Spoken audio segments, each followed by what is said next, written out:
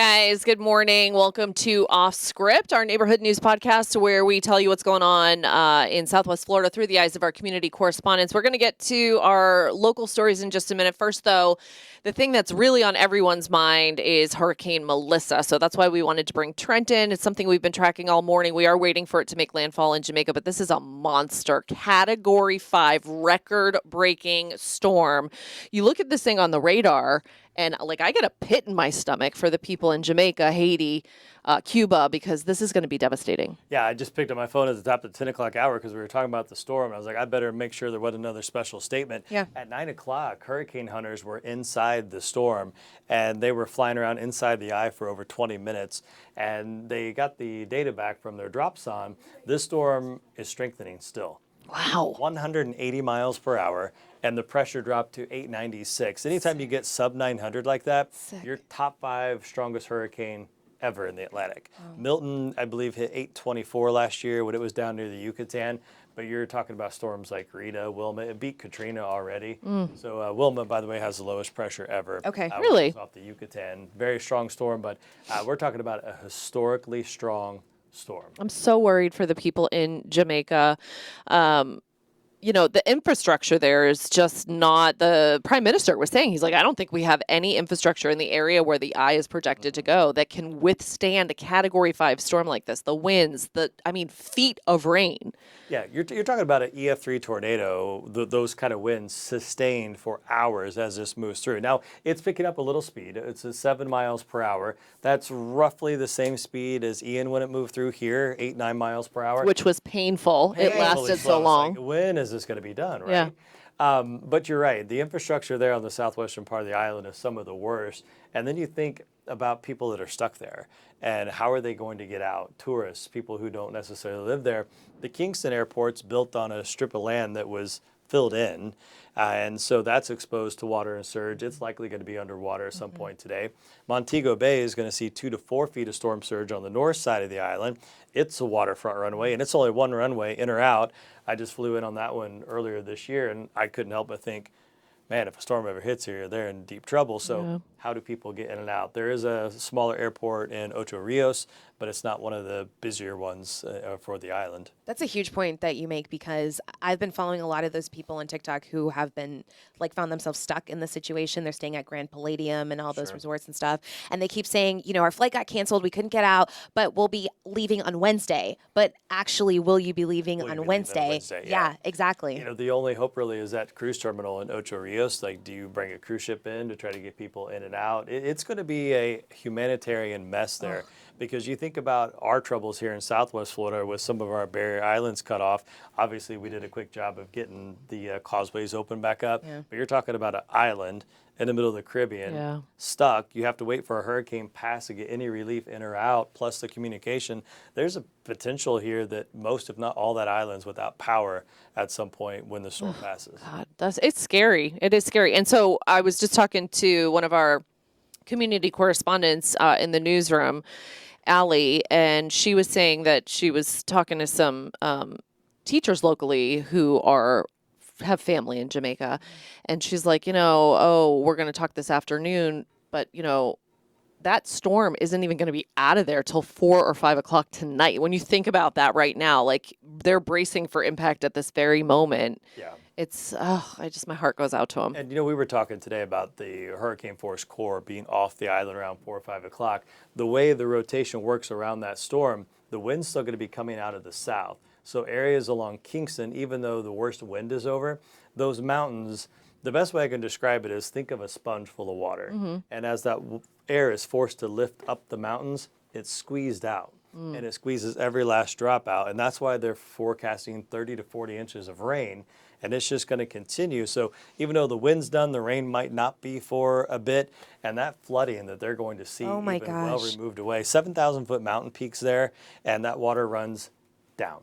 What bothered me or upset me a little bit while we were covering it this morning is, even in the areas where maybe they're not taking a direct impact, you still see people driving around and walking around. And, I know in some cases, like we see here in Southwest Florida before an Ian or whatnot, it's just, I don't have anywhere to go, or I don't want to leave. Like some people just don't want to leave. And we were looking at numbers. Shari, you had this number. There were like 800 shelters opened across Jamaica, and only 130 had people in them. Exactly. So that gives you a little insight into how many people are like, no, I'm going to hunker down. But this is, I don't know. It's just like when you see the intensity of it and what's going to be coming that way, and you think of like some of the buildings, they're not, storm-proof for something like this. Yeah. So, Yeah, I hate to even say this. The only silver lining is hitting in a more unpopulated area of Jamaica instead of a Kingston where there's over 1 million people. But the area it's hitting, it's poor. The infrastructure is even worse with the roadways there along Treasure Bay and the Black River areas. So I kind of make the equivalent of it hitting of hurricane hitting the Big Bend of Florida, that they're kind of used to the storms there and there's not as much to destroy. But man, still devastating. Yeah, it's heart-wrenching. We have a number of people watching this morning, so I want to go ahead and say please do. thank you for watching the Off Script podcast. I'm Shari Armstrong alongside Amy Wegman and certified meteorologist Trent Eric. We are, of course, starting off our coverage this morning on our podcast with Hurricane Melissa, which we've been covering all morning. And so to Brenda, Mary, Carol, Karen, Well Living, and Tracy, and Rosebud, good morning to you and thank you for joining us. And if you have any questions for Trent, please feel free to drop those in the chat. It's always mind-boggling. I don't know if you just saw it. I'll circle back through in a minute. That the eye, when they go inside the eye with the Hurricane Hunter plane, it is like peaceful and beautiful and sunny, but like just past those clouds is just, life-threatening weather. It was so turbulent when the Hurricane Hunter went into the eye wall and was like scoping things out today. They had to leave and check the plane. Yeah, so yesterday when they were in there, they have a mission. They go in there with a plan, and they usually do like an X pattern before exiting on an opposite side. Then they have the long way back to the Air Force Base. Well, they got cut short. And I've worked with Dr. Richard Knabb, who was a former director of the Hurricane Center for a long time, along with Max Mayfield. And there was a chatter going on with us that the crew was okay. They were never in imminent danger, but the turbulence were so bad that they had to send the plane back to check the integrity of the plane. Wow. And anytime you're rocking and rolling that much, you got to check to make sure the wings are intact, all the nuts and bolts didn't come loose. That's a rough, choppy ride. Yeah. And this morning, you can follow the Hurricane Hunters on X as well. Some of the pilots that were scheduled for today, or backup pilots, were worried about the crew for a while because they were circling in the eye for 20 minutes and hadn't dropped their instrumentation yet. And they were wondering, are they okay? There's something wrong. Right. Because anytime you get a storm this strong, and what you see behind Trent is, folks, there's some of these buildings we saw, schools with just mattresses all over the floor and people taking shelter there. And again, 130 are full, but there's several hundred that are not. We even have people from the U.S. that we learned are stuck there in Jamaica. There's newlyweds from Kansas. They were honeymooning there, and I guess the flights got canceled far enough out that they're like, wait, what? Unfortunately, when something's coming, you got to head out early. I guess that's the moral of the story. Days in advance. Yeah. I mean, they are at a resort, right? And the resort has generators. Apparently, the glass at this resort is hurricane proof and whatnot. But still, I mean, given what we know going in and how devastating this is going to be, you got to wonder, like, what? Could you imagine how long it's going to be before they're able to get a flight out of there? Yeah, I've been watching a lot of these stories closely. Americans who are in Jamaica and essentially stuck at these, resorts and stuff like that.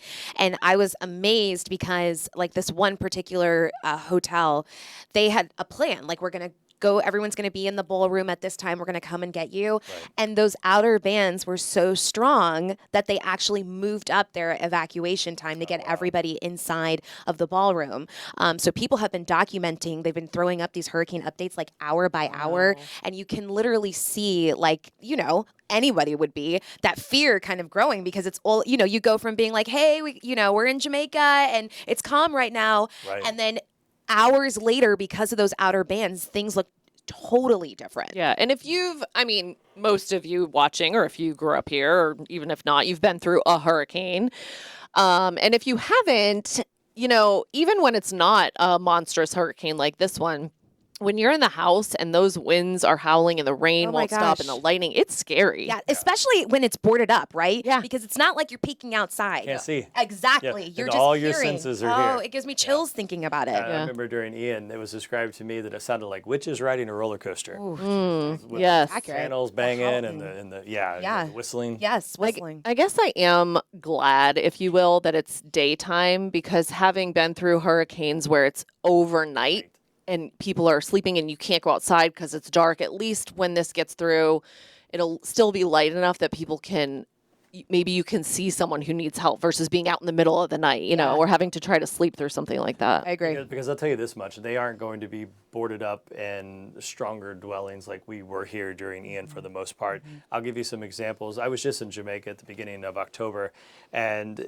there are pictures on social media from this storm where people were tying cinder blocks from their inside of the house on the roof and putting them up on top of the house. And to the roof is hold- like tin. to hold it down? To hold Yes. it down during Yes. the storm. That was the only protection to hold their tin roof down, during the storm. And you know that is not going. No, it's not going to hold last. up. Remember- maybe farther away from the eye, but it's bad. Remember, I was just telling you about that area that I was watching. It's like South Central Jamaica, and I was telling you about that water that was like Over the flat minute bridge. by minute, Yes. yeah, just like coming in. A few of those homes, had the tin roof with the cinder blocks on top, and you can see already the roof like rocking, and you can hear the people on TikTok reacting because they're live on TikTok talking about it. It gives me chills, and they are reacting, like, oh my gosh, like this is real and scary. And I think the worst part is just the infrastructure there to get to people in Treasure Bay and the Black River.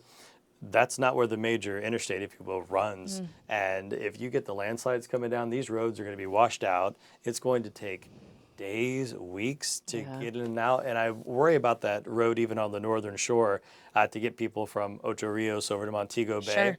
So maybe you're stuck at a resort in Ocho Rios. You think you're okay, but can I even get to the airport if it's open? What roads are washed out? Because that goes up and through the mountains as well. So just to be cut off on an island like that. Yeah, it's so is scary. a whole nother layer of. So scary. Well, we appreciate the update for sure. When I hear of people posting on social media, it just brings me back to right before Ian when people were on Fort Myers Beach and they're like starting to show the impacts. And I remember so vividly the one gentleman who's like, this was a bad idea to stay. And he didn't make it. And it's just like, you worry, like having been through this, I just feel sick for those people there. Yeah, and landfall's going to come here probably before noon. Okay. It seems like it keeps getting pushed back a little bit. Just a little bit. The Yeah. storm's moving at 7. Okay. The initial, so when they do a landfall, they take it from the center of the eye. So the worst of that storm will be onshore before the official landfall. But this is an absolute monster. I don't know how else to say it. It's the worst case scenario for that part of Jamaica. Yeah. It's awful. Yeah. Yeah, there's nowhere else there's no other way to say it. No. So on that happy note, is that my cue to? Yeah. We appreciate you so. Glad I brought the joy today. I know. He's making me so sad. Our team of meteorologists are going to follow Melissa, obviously, throughout the day. You can get updates on fox4now.com, and then Katie Walls will be on Fox 4 News at 5 to give you a full update, too. So we're just hoping and praying for the best for the people there in Jamaica. Absolutely. All right, ladies. All right. Trent. Bye, Trent. And we have a lot of, our senior reporter, Emily Young, she was talking to the folks at Yaman, and we spoke with the people at IRE. Yep. And, they have family and friends there. I'm sure so many people here in Southwest Florida have loved ones there. So you just, just hope for the best. Yeah, we're watching closely, and I tried to make sure that I said on air, like, listen, it's very personal for us because it's reminiscent, but also we know a lot of people that are impacted or close to people who are impacted. So we feel you today. It's awful to go through. Yeah. Let's talk about some other stories that are in the news this morning. So I want to go to Collier County, where the county is voting today. The meeting started about an hour ago, so I doubt that they have voted on it yet. But there was this proposal to name a 14-mile stretch of Immokalee 75. Road. No, Immokalee Road. Thank Immokalee you. Road. I got Of you. Immokalee Road. Yep. Charlie Kirk Memorial Highway. That is the conservative activist who was assassinated, if you remember, last month. It would cost about $3,000 to rename this 14-mile stretch because they would have to change the sign. So there are some supporters who are like, We just want to honor him for really speaking out about his faith and what he believed in. And then opponents are like, well, if we're going to honor someone and change a road, shouldn't it be somebody local? Should it be a veteran, somebody who has done something in Southwest Florida? So that vote, again, is scheduled for this morning. The meeting started at 9. We're waiting to hear. So far, I don't think they voted on that, but we're going to watch that and let you know what happens there. Obviously, two different feelings, two different sides, if you will, on that decision today. Yep.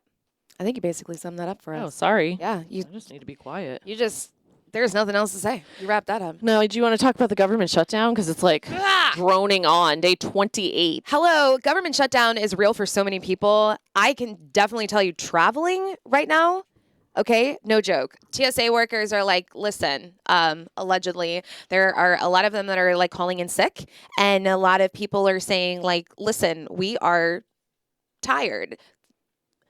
And they can't afford the gas, Well, the childcare. If you're working and you're not getting paid, Yes. okay, and you got a mortgage and rent and a car payment and all that stuff, Yeah. I don't know that you can ask people to be super patient and understanding. Well, no, I mean, I think the promise of back pay, like, well, you're going to get the money. Yes. But bills are coming due Come on. next week. Come on. Rent, mortgages. And then the other big thing is the SNAP, the food benefits. Yep.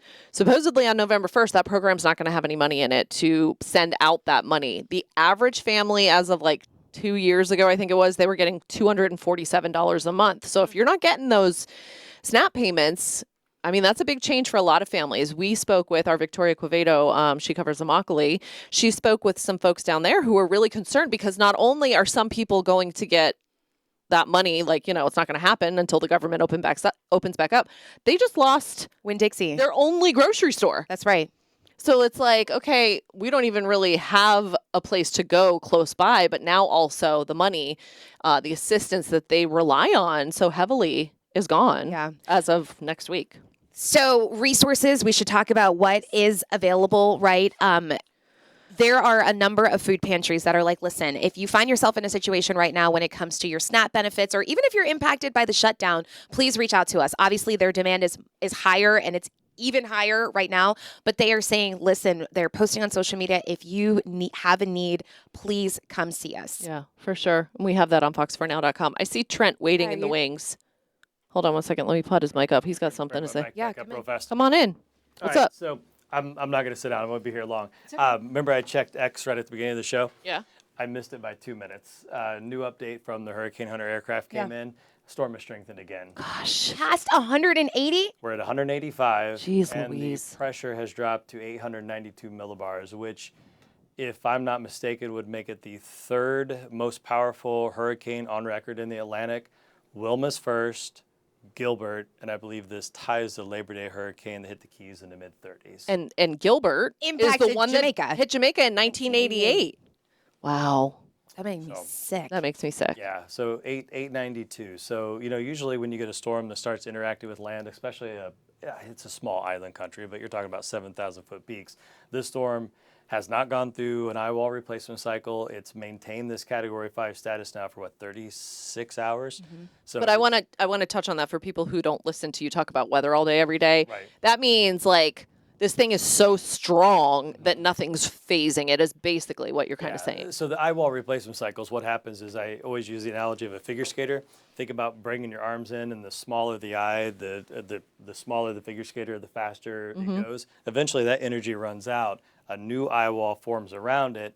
It's a larger hurricane like Wilma was back in the day, but as that ice shrinks, it gets stronger and stronger. It's a natural cycle that happens with hurricanes, but they were hoping at one point that it would go through one of those cycles, weaken a bit, but it has not. Wow. So yeah, I saw that, and I just wanted to come in and let you guys know. So yeah, we're looking at 892, and if my memory serves right, tied at least, if not third on its own for strongest hurricane in the Atlantic. They're going to need help from everyone, the world. Keep that in the back of your mind the next couple of days. Yeah, the prime minister was saying like already even before we like went on air, so around like 4 o'clock, he was saying like we're already shifting to recovery at this point because we've done everything that we can do, and we're, like you said, we're not equipped to handle something like this. It is going to be all hands on deck in order to help people. You made me think about all those videos that I've seen live this morning of people that were out. Yes. Like out. Okay. No, just walking around. Walking around, kind of like laughing, and you try to get through. I understand.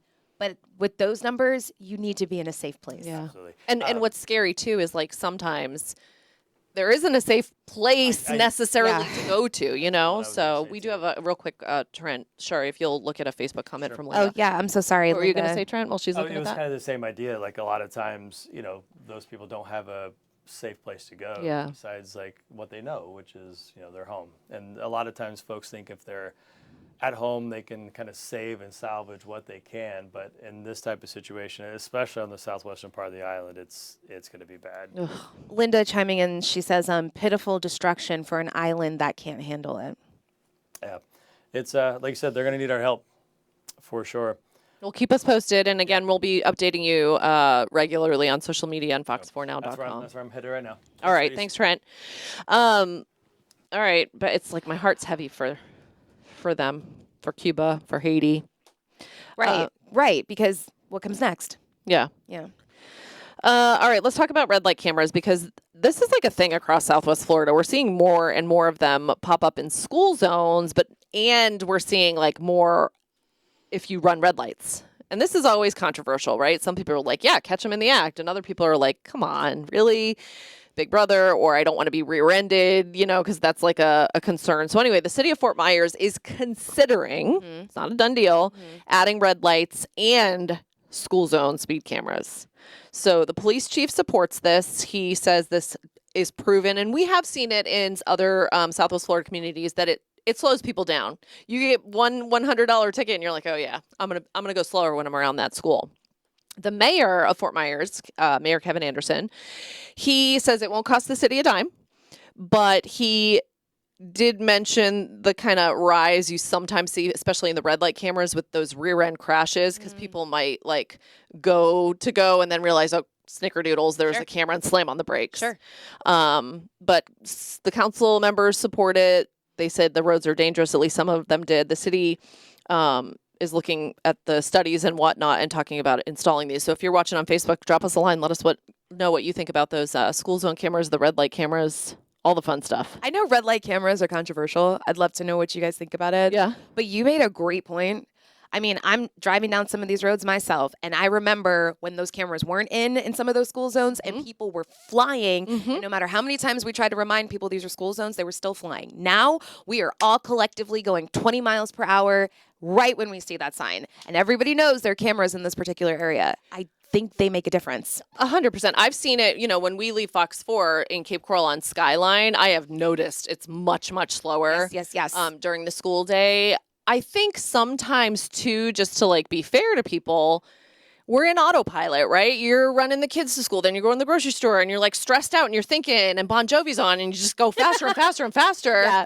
And so it's just a good like takes you out of autopilot when you see the flashing light and you're like, there's a camera there. Agreed. It does. It Agreed. kind of reminds you. Agreed. Rightly so, because like there's littles. If you're just joining us, this is the Off Script podcast. This is our podcast that airs Tuesday, Wednesdays, and Thursdays right here on Facebook and on YouTube, and you can watch on our website. We talk about the big stories of the day, and we talk about some other things too. in Random between. things. Yeah, they're pretty random, but Super random good things. morning to Jay and Sue, Denise, Adam, Vicky, all of y'all who are joining us this morning. Please feel free to leave a comment or ask questions on any of the stories that we are talking about, and we are going to work to get you an answer if we can. So we talked about the cameras, right? Another thing that we're seeing being installed, if you will, to fix a problem is in Hendry County. You've got the scoop this morning because I've been so like, Melissa, tell me about what's going on in Hendry County. It's kind of interesting. So Hendry County put in vape detectors at their school, right? And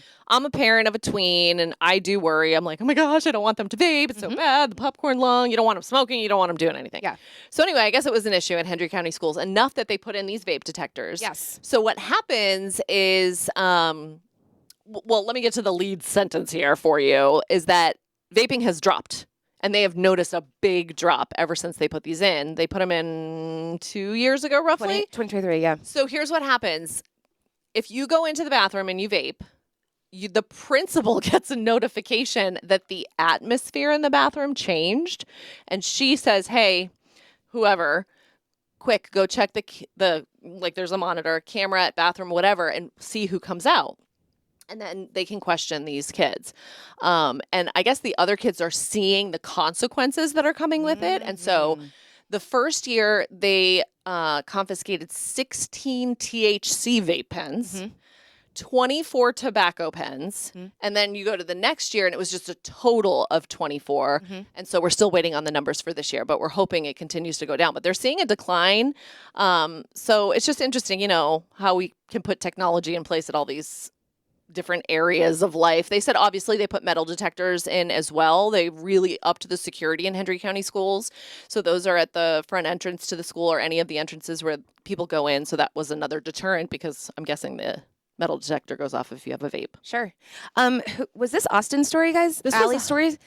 Allie's story. Allie. Austin, when he was covering Hendry County, I remember him first telling us about this. Yeah. And we were waiting to see like what the results of this would be, particularly in Hendry County, because they had already told us it had been successful in other areas. So this is a big deal to know that it's serving as a deterrent for kids. Yeah, because, you know, back in the day, you couldn't light up a cigarette without somebody knowing that it smelled, right? But these vape pens, if they don't have a scent, sometimes you never know. you never know, Yeah. right? So this is just a different way for them to find out. So I'll be curious to see if other school districts start doing this because this seems to be successful. Yeah, I think it's good. I also, you know, you can put other things in a vape pen, right? Let's be real. So Yeah, they confiscated 16 THC pens yeah. in a high school. Yeah, exactly. That does not go with history or algebra, okay? You need a Ticonderoga. Are those the cool pencils? That's what everyone wants. Yes. I'm like, why do we have to buy the $5 box of pencils? Can't we get the Up and Up from Target? Preach, sister.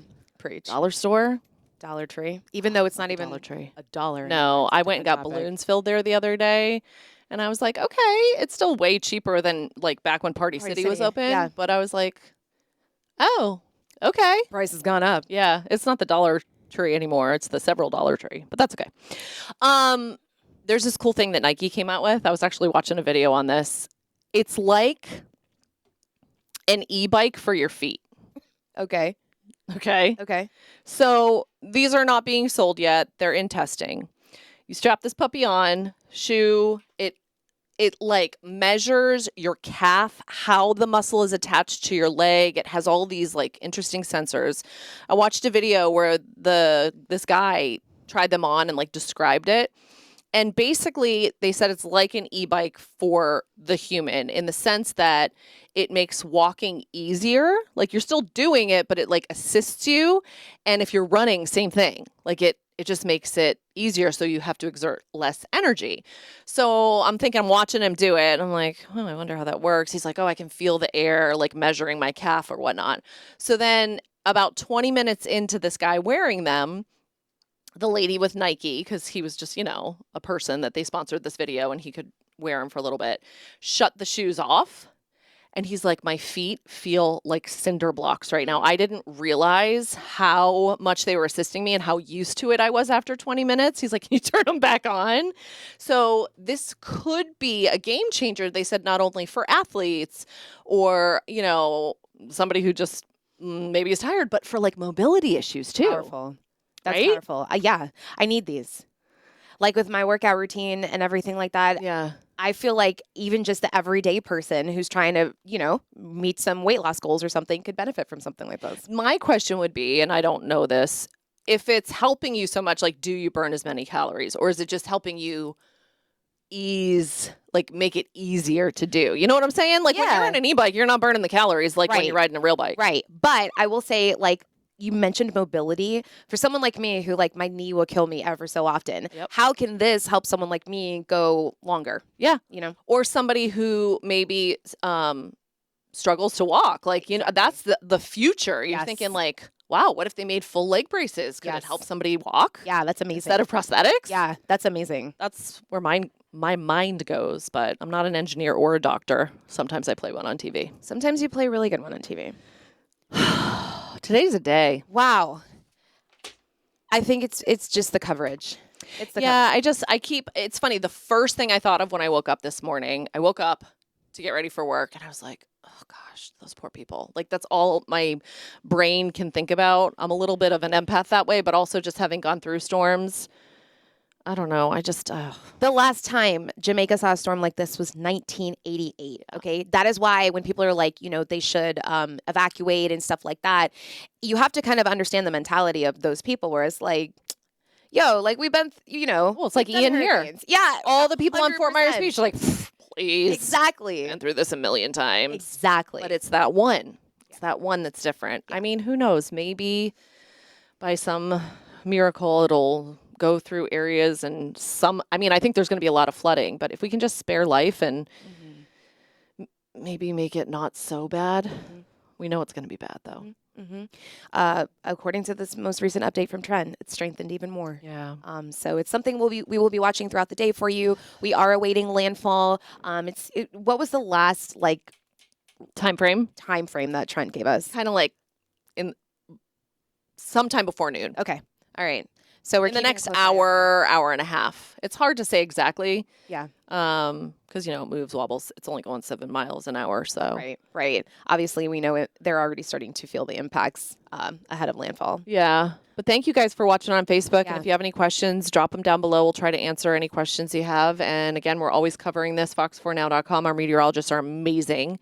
And they all have so much experience covering these types of storms, but this one's history making. I feel never like- want to say that, but Can I just mention? I like to do the mentions. I Really support quick. it. All right. I just want to say hello to. Are you ready? This is kind of a long list. All right. okay. Allison, Nick, Fran, Sunshine, Florida, Adam, Tamara, Matt, Aaron, Allison again. Let me see. Joyce. Thank you, Joyce, Hi, for Joyce. this message. I like that name, Joyce. I do too. Jenry, Melissa, Joseph, Osirani, Alejandro, Shannon, Joseph, Katie, George, Mary, and Adam. Thank you guys so much for joining us. Yeah, for sure. So tune in tonight at 5 and 6, 10 and 11, and again, fox4now.com. The Fox 4 app, if you don't have it, you should download it. It's a great resource. I use it every day to look at the radar if it's raining. But you also get news and push alert information on that as well. So it'll let you know any major news coming out of this or major news out of Southwest Florida. Yep. All right. Well, that's going to do it for us. Have a great day, Southwest Florida. Bye, guys. Stay safe.